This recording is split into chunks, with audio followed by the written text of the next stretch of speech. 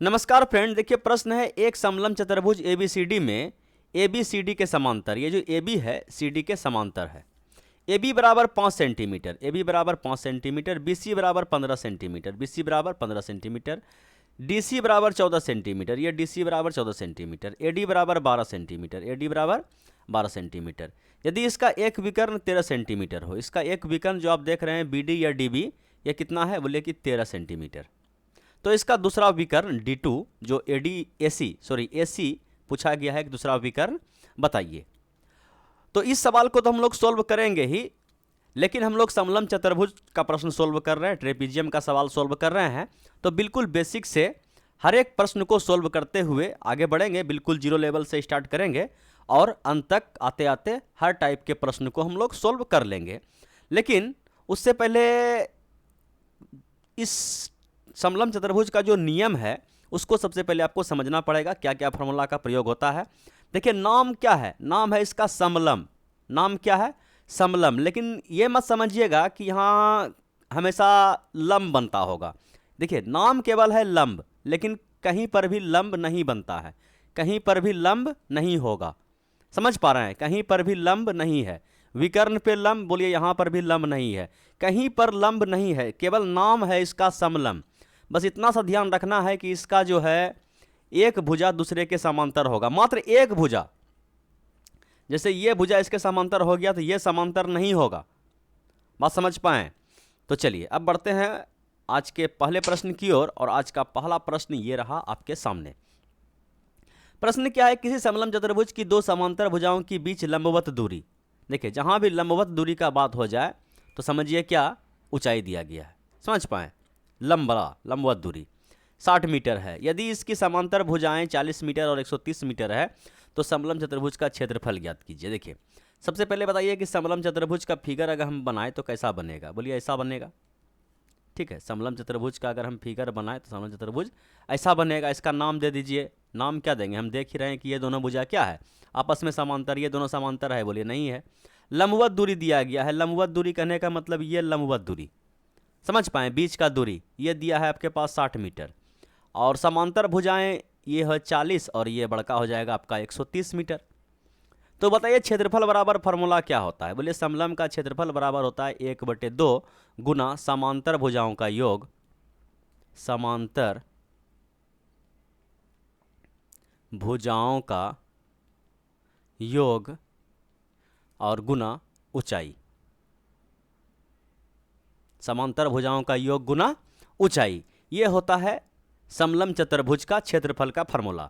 तो बस इस पर लगा दीजिए 1/2 समांतर भुजाओं का योग कितना, बोलिए ये दोनों, ठीक है, 13 4 कितना 17, और गुना ऊंचाई। ऊंचाई कितना है तो ऊंचाई भी निकाल के दिया है 60, ये कट जाएगा आपका 30 बार में, 17 या 51, डबल शून्य चिपका दीजिए। इतना क्या मीटर है तो मीटर स्क्वायर, सेंटीमीटर है तो सेंटीमीटर स्क्वायर। बात समझ पाए? बड़ा सिंपल प्रश्न था, केवल एक फार्मूला याद करना था कि समलंब चतुर्भुज का क्षेत्रफल बराबर 1/2 गुना समांतर भुजाओं का योग गुना ऊंचाई। अगर यही सवाल को थोड़ा सा उल्टा दे इस टाइप से कि प्रश्न है समलंब चतुर्भुज की दो समांतर भुजाओं के बीच की दूरी ज्ञात करें, मतलब क्या, ऊंचाई ज्ञात करें। यदि समलंब चतुर्भुज का क्षेत्रफल इतना है, इस बार क्षेत्रफल दे दिया है, और दो समांतर भुजाओं की लंबाई क्रमशः इतना और इतना है। बात समझ पाए क्या बोल रहा है सवाल? सवाल बोल रहा है कि ये एक समलंब चतुर्भुज है, ये एक समलंब चतुर्भुज है। इसका जो क्षेत्रफल है, ये क्षेत्रफल दे दिया गया है आपके पास 250, ठीक है, क्षेत्रफल दे दिया 250 वर्ग। और इसकी समांतर भुजाओं की लंबाई जो है ये है आपका, समझिए ऊपर का कितना हो जाएगा, छोटा वाला 10 हो जाएगा, नीचे वाला 15 हो जाएगा, ठीक है। तो क्या पूछा है कि समांतर भुजाओं के बीच की दूरी। बीच की दूरी कहने का मतलब क्या, तिरछी दूरी? बोलिए नहीं, सीधी दूरी। सीधी दूरी को लंब कहते हैं। बात समझ पाएँ? तो क्षेत्रफल बराबर क्या फार्मूला बताएं?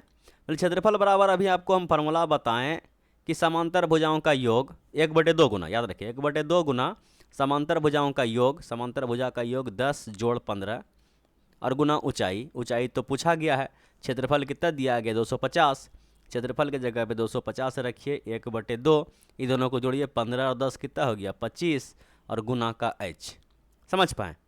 तो ये 25 से कट गया कितना बार में, 25 ढंग ना, और ये 2 जो इधर भाग में है यहाँ आ जाएगा गुना में। तो 20 मीटर, जो मीटर एक सेंटीमीटर है देख लीजिए, मीटर में है तो 20 मीटर क्या हो जाएगा, इसका ऊंचाई निकल गया। बोलिए समझ में आया? बोले हाँ समझ में आ गया, बड़ा सिंपल प्रश्न था। अब थोड़ा सा एक टाइप का प्रश्न हो गया, टाइप 2 पे बढ़ते हैं। देखिए इसमें दूसरा टाइप का प्रश्न इस टाइप से पूछा जाएगा कि ABCD एक समलंब चतुर्भुज है। ठीक है, सबसे पहले फिगर बना लीजिए कि ABCD एक समलंब चतुर्भुज है। ABCD एक समलंब चतुर्भुज है, नाम रख दीजिए ABCD। ABCD एक समलंब चतुर्भुज, AB समांतर CD या DC, ठीक है, जिसके विकर्ण O पर मिलते हैं। अच्छा विकर्ण भी है, इसका विकर्ण भी है और ये दोनों विकर्ण O पर मिलते हैं। ठीक है, O पर मिलते हैं। यदि AB बराबर 2CD, ये जो AB है ये 2CD, फिगर उल्टा हो गया ना, ऐसा कीजिए नाम ही उल्टा कर दीजिए, नाम ही उल्टा कर दीजिए। कहने का मतलब क्या हो गया कि ए यहाँ शुरू कर दीजिए, ABCD। अब देखिए तो बड़ा हो गया AB क्योंकि बताया गया है कि AB बराबर 2CD। CD से अगर हम CD को x मानते हैं तो AB को क्या मानना पड़ेगा, 2x। बताया है ना कि AB बराबर 2CD, समझ पाए? CD को अगर 2 से गुना करेंगे तब AB के बराबर होगा। फिर बताया है कि CD बराबर 2.5 सेंटीमीटर। अच्छा ये x का मान भी दे दिया है, समझ पाए? x का मान दे दिया कितना आपके पास, 2.5। तो ये 2.5 को 2 से गुना कीजिएगा कितना हो जाएगा, बोलिए? ये हो जाएगा 2.5 दूना 5, ये हो गया 5 सेंटीमीटर दिया है तो सेंटीमीटर, सेंटीमीटर दिया है तो सेंटीमीटर। अब पूछा गया है कि त्रिभुज COD का क्षेत्रफल बताइए। ठीक है, COD ये वाला क्षेत्रफल, बात समझ पा रहे हैं? ये वाला क्षेत्रफल पूछा गया है आपसे। अच्छा ये बताइए कि अगर हम देखें इस त्रिभुज में, मतलब इस चतुर्भुज में, कि ये वाला त्रिभुज जो है COD और BOA एक दूसरे के समरूप है। बोलिए हाँ है। कैसे समरूप है? तो देखिए CD, ये CD है, BA के समांतर है ना। समलंब चतुर्भुज है तो भुजा दो को समांतर होगा ना, इसी दोनों को समांतर लिए हैं तो ये दोनों क्या हो गया, समांतर हो गया। समझिएगा, समांतर होने के बाद ये वाला कोण और ये वाला कोण क्या हो जाएगा, एकांतर कोण। ठीक है, एकांतर कोण से ये बराबर, ये वाला के बराबर, ये दोनों भी कैसा कोण, एकांतर कोण। ऐसे समझिए कि ये वाला एकांतर कोण से बराबर, और ये जो है सम्मुख कोण है, ये है। बात समझ पाए कि ना समझ पाए? बोलिए हाँ। तो ऐसा कीजिए कि दोनों भुजा को, मतलब दोनों त्रिभुज को समरूप का केस लगाइए कि क्षेत्रफल में जो होता है, जैसे हम इसको लेते हैं कि त्रिभुज CDO का क्षेत्रफल, CDO का क्षेत्रफल बटे त्रिभुज C लिए है ना, पहले C वाला का समांतर OBO।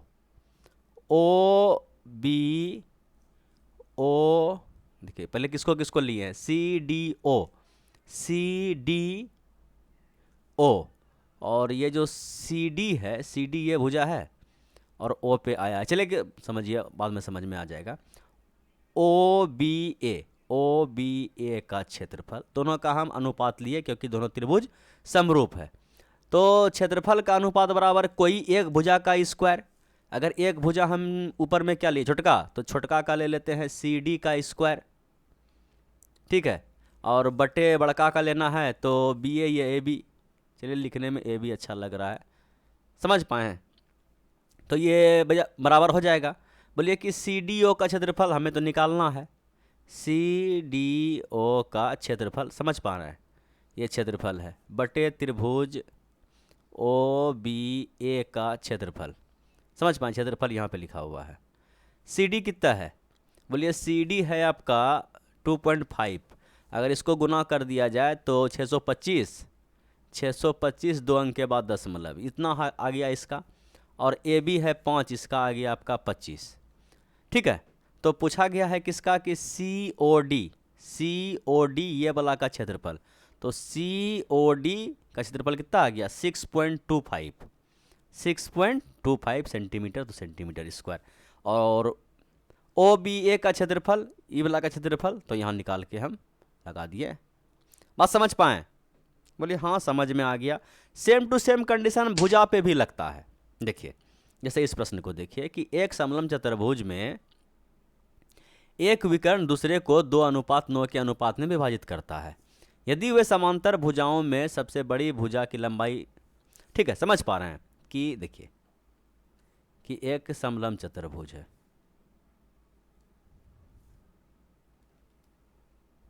ठीक है, जिसमें कि ये इसके समांतर है, नाम दे दे ए बी सी डी, जिसमें कि ए बी समांतर है सी डी का, ठीक है।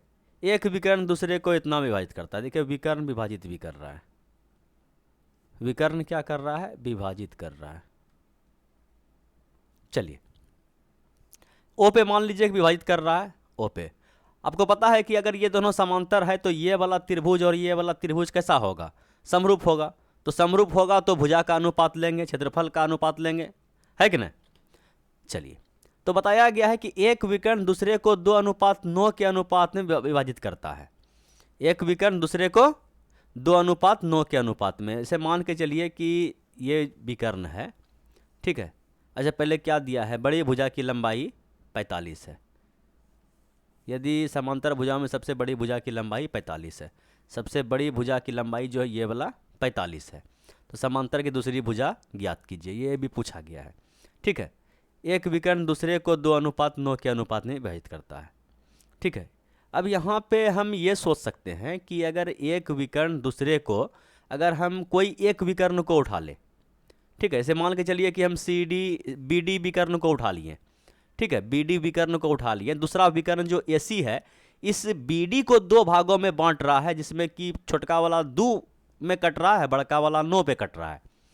ये जो काटा ओ पे, यहाँ से जो पहला विकर्ण को दूसरा विकर्ण काट दिया तो 2:9 में काट के छोड़ दिया है। बात समझ पाएँ? और आपको पता है कि ये त्रिभुज और ये त्रिभुज कैसा है, समरूप है कि नहीं। तो क्षेत्रफल का अनुपात ले सकते हैं, भुजा का अनुपात ले सकते हैं। तो चलिए हम भुजा लेते हैं, किसका किसका, कि ए बी किसके बराबर है, तो बोलिए ए बी इसके बराबर है। समझ पाएंगे, समझ पाएँ कि ये वाला जो कोण है किसके है बराबर, तो बोलिए इसके सामने का, इसके सामने का। तो ए बी बराबर क्या हो जाएगा आपका डी सी। चलिए ये अनुपात हो गया। ये अनुपात हम किसके बराबर कर देते हैं, बोलिए कि ये वाला कोण किसके बराबर हो जाएगा, बोलिए ये वाला कोण तो नहीं लेंगे, ये वाला कोण लीजिए, ये वाला कोण को मत लीजिएगा, जिसका मान दिया जाए वही कोण न लीजिएगा। चलिए ये वाला जो कोण है एकांतर कोण हो जाएगा इसके, है कि नहीं। तो एकांतर कोण से ये भुजा, इस कोण के सामने का ये भुजा और इस कोण के सामने का भुजा, ये आपस में बराबर होगा, मतलब अनुपात ले सकते हैं इसका समरूप के नियम से। चलिए तो ये हो गया आपका 2/9। कोई दिक्कत, बोले नहीं।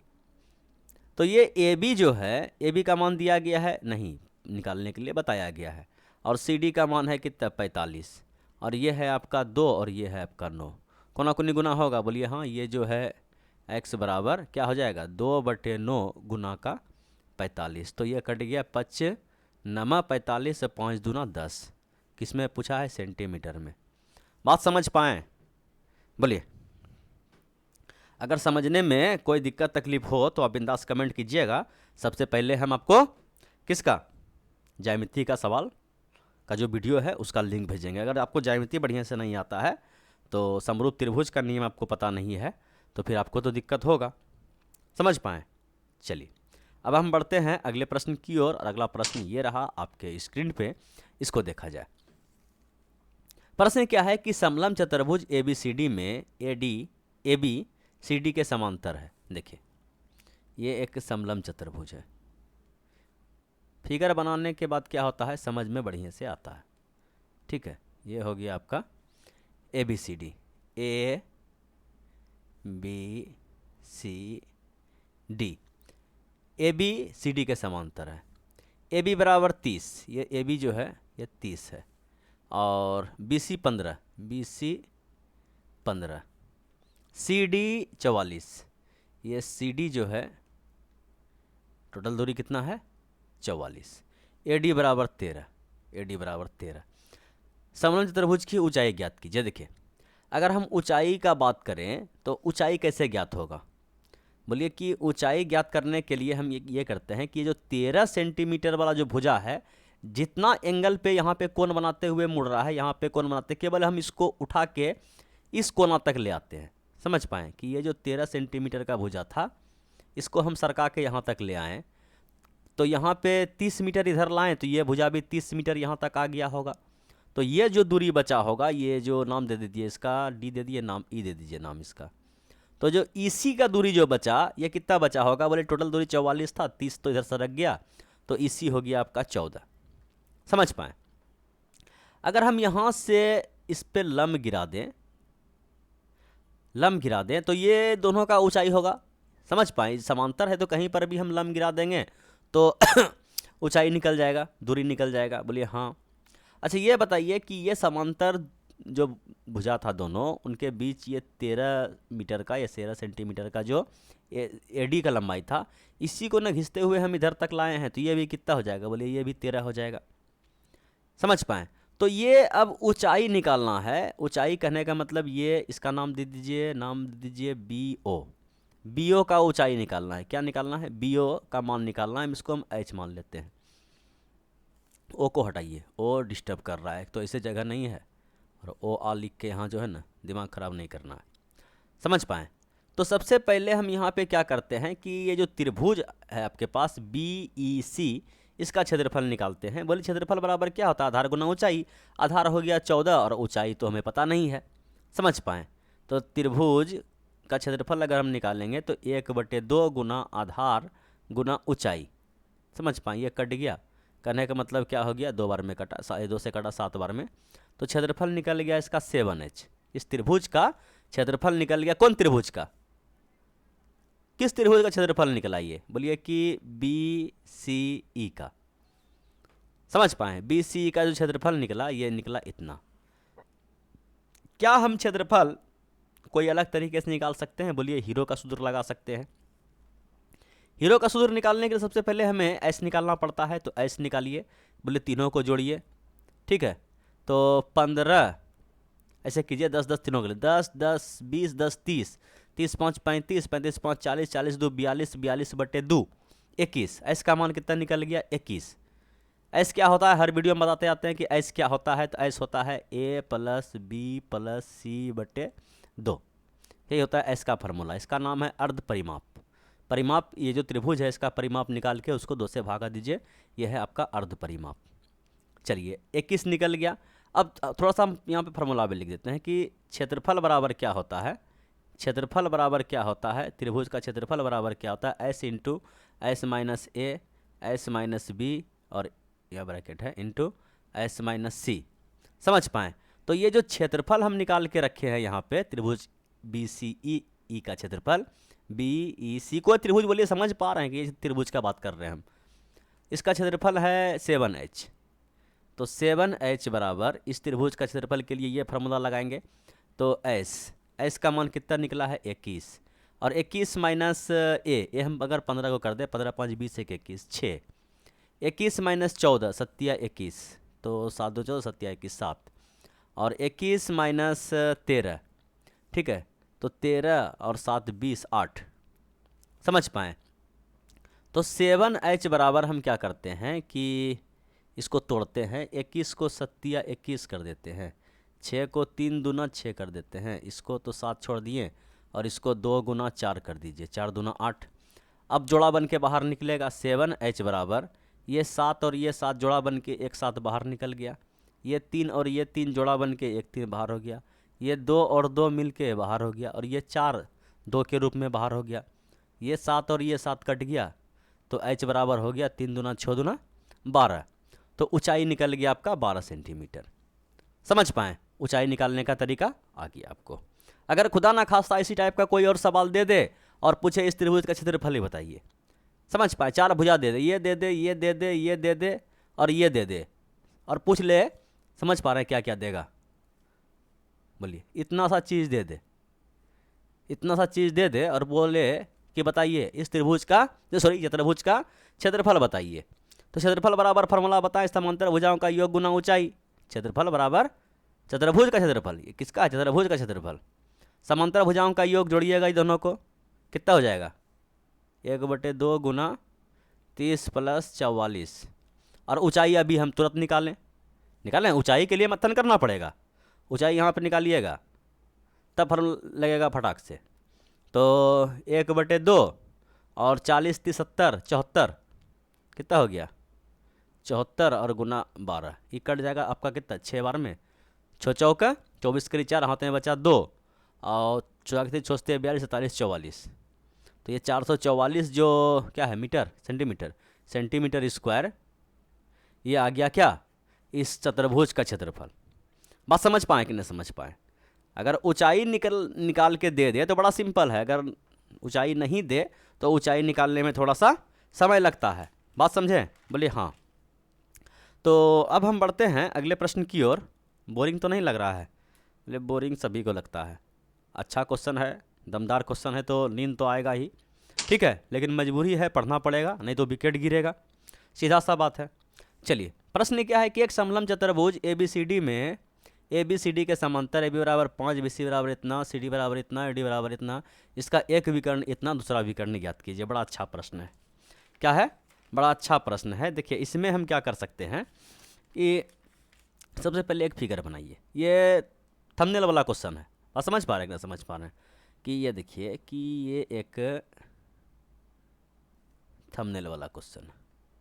ये एक समलम चतुर्भुज है। समलम चतुर्भुज का फिगर हम बना दिए। नाम भी दे दीजिए इसका ABCD। AB बराबर 5, BC बराबर 15, CD बराबर 14, AD बराबर 12। एक सेकेंड,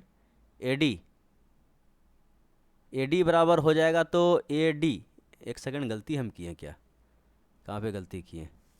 CD बराबर, अच्छा CD बराबर 14 है। CD बराबर 14 और AD बराबर 12, ठीक है। यदि इसका एक विकर्ण 13 है तो यहाँ पे देखिए कि 5 12, तो 13 ये वाला विकर्ण होगा। समझ पाए? 13 ये वाला विकर्ण होगा। बोले कैसे? कि ये जो 5 12 13 ट्रिपलेट होता है, समझिए फिगर कुछ इस टाइप से बना हुआ है। समझ पा रहे हैं कि नहीं समझ पा रहे हैं? कि फिगर कुछ इस टाइप का बना हुआ है और ये जो है आपका ऐसे मिला दिया गया है। तो जैसे यहाँ पे 5 आया, ये 12 हुआ और ये 13 कर्ण है। समझ पाए कि नहीं समझ पाए? तो ये समकोण बन रहा है और ये आपका 15 है, ये आपका 14 है कि नहीं? तो बोलिए कि अगर ये ऐसा कंडीशन है तो दूसरा विकर्ण जो आपसे पूछा गया है, दूसरा विकर्ण अगर हम इस 12 को उठा के, जैसे अभी आप बताएं कि यहाँ पे 90 का कोण बन रहा है, ये दोनों भुजा समांतर, यहाँ पर भी 90 बन जाएगा। अगर ये वो दोनों भुजा आपस में क्या होता है? समांतर होता है ना जी। तो बोलिए ये अगर समांतर है तो ये जो है क्या हो गया? यहाँ पे 90, तो यहाँ पर भी 90, और इसको उठा के अगर हम यहाँ पे लाके खड़ा कर दें ये 12 वाला को, समझ पाएंगे ना समझ पाए? तो ये 12 यहाँ पे हो जाएगा। तो यहाँ पे जैसे हम इसको देखें कि अगर ये यहाँ पे 90 बन रहा है, यहाँ पर भी 90 बन रहा है, अगर हम इसी फिगर को थोड़ा सा ऐसे देखें कि इस विकर्ण को हटा दीजिए, फिलहाल में इस विकर्ण को हटा दीजिए, ठीक है, और ये वाला विकर्ण ऐसे बना दीजिए। देखिए, हाँ चल गया बाबू, तुम इधर आओ। यहाँ से इस विकर्ण को ऐसे बना दीजिए। बोले यहाँ पर भी तो 90 हो रहा है, ये 12 है और ये 14 है, तो ये विकर्ण आपका निकल जाएगा। समझ पाए कि नहीं पाए? कि ये अगर विकर्ण कहने का मतलब अगर हम इसको D2 बोल दें तो D2 का स्क्वायर बराबर 12 का स्क्वायर जोड़ 14 का स्क्वायर। यहाँ से आप D2 निकाल दीजिएगा। बोलिए ये तो बड़ा सिंपल प्रश्न था, निकाल दिए, ठीक है। यहाँ पे समकोण ला दिए, लेकिन सवाल में प्रश्न ऐसा, मतलब क्वेश्चन आपको ऐसा मिलेगा जहाँ पर क्या होगा कि आपको 90 का कोई लॉजिक ही पता नहीं चलेगा। यहाँ तो हम सिंपल डाटा सेट किए हैं कि 5 12 13, समझ पाएँ, आपको समझ में आ गया। लेकिन कभी खुदा न खास्ता ऐसा सवाल आपके पास आ जाएगा जहाँ पे ट्रिपलेट काम नहीं करेगा, तो वहाँ पे जो भुजा, समलम चतुर्भुज का भुजा और विकर्ण में जो संबंध है उसके लिए एक फार्मूला है, उसको समझिए। जैसे कि मान के चलिए कि ये आपका एक समलम चतुर्भुज है, ठीक है, एक समलम चतुर्भुज है जहाँ पे कोई कोण 90 का नहीं बन रहा है। बात समझ पाए? ये फिगर जो है ना स्लिप कर जाता है पेन। देखिए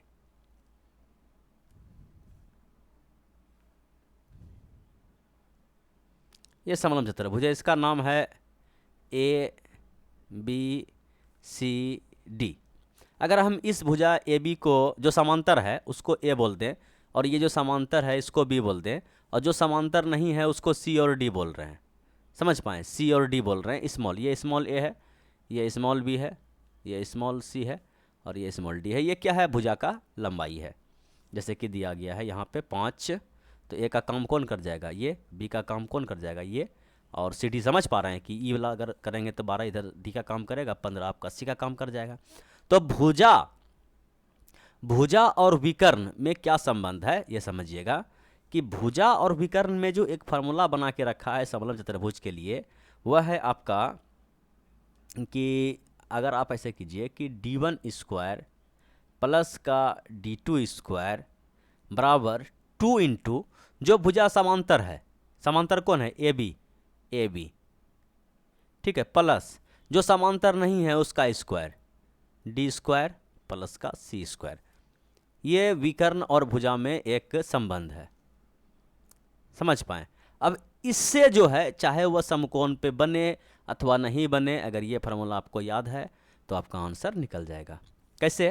जैसे कि d1 का मान यहाँ पे 13 दिया है, 13 का स्क्वायर 169 पता है, d2 का स्क्वायर हमें निकालना है, और 2 इंटू ए बी कहने का मतलब क्या? 14×75 है कि ना, और प्लस ये डी विकर्ण वाला डी नहीं है। बात समझ पाए? ये डी कौन है? ये वाला, ये है 12 का स्क्वायर 144, और ये सी 15 का स्क्वायर 225। समझ पाएँ? तो ये जो है d2 बराबर 7 दूना 14, 140 प्लस का 144 प्लस का 225, और ये माइनस का जाएगा 169। समझ पाएँ? तो क्या हो गया? बोलिए, ये हो गया आपका 5 4 9, 9 में से 9 चला गया 0। उसके बाद ये हो गया आपका 4 2 6, 6 4 10, 10 में से 6 चला गया 4, ठीक है। ये हो गया आपके पास 2 और 1 3, 3 और 1 4, 4 में 1 चला गया 340। इधर स्क्वायर है, याद रखिएगा, इधर स्क्वायर है, छूट गया था। स्क्वायर को अगर हम डायरेक्ट इधर ले जाएं तो ये रूट में फंस जाएगा 340। बात समझ पाएँ? अगर 340 का अगर आप वर्गमूल निकालिएगा तो 18 का स्क्वायर कितना होता है? बोले 18 का 324 के आसपास, और 19 का 361, तो यही हो जाएगा। बात समझ पाएँ? इसका वर्गमूल निकालिएगा तो लगभग आपका आंसर यहाँ तक आएगा। तो यही था सबसे मोस्ट इम्पोर्टेंट क्वेश्चन आज के इस वीडियो का। बात समझ पाएँ? अगर हम जो समकोण वाला तरीके से बताए थे, अगर आप उसको आगे सॉल्व किए होंगे तो उसका आंसर भी इतना ही आया होगा। बात समझ पाएँ? बोले हाँ। तो यही था भैया आज का लास्ट क्वेश्चन। Thank you.